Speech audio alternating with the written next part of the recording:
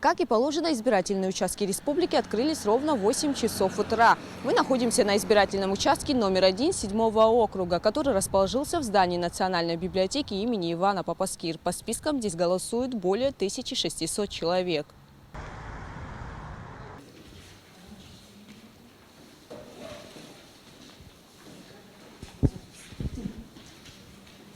Бодрое настроение, идем на голосование. Все кандидаты хорошие. Выбор народ сделает.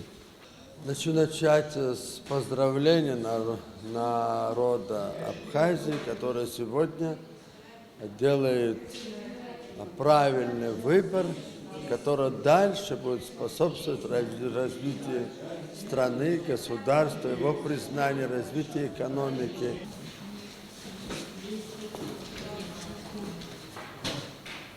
Обстановка на участке спокойная и доброжелательная. С утра здесь немного народу. Однако, по словам членов избирательной комиссии, к обеду явка избирателей увеличится. За дальнейшим ходом голосования смотрите в следующих выпусках новостей. Гугут Савардани, Дэвид Анкваб, Абхазское телевидение.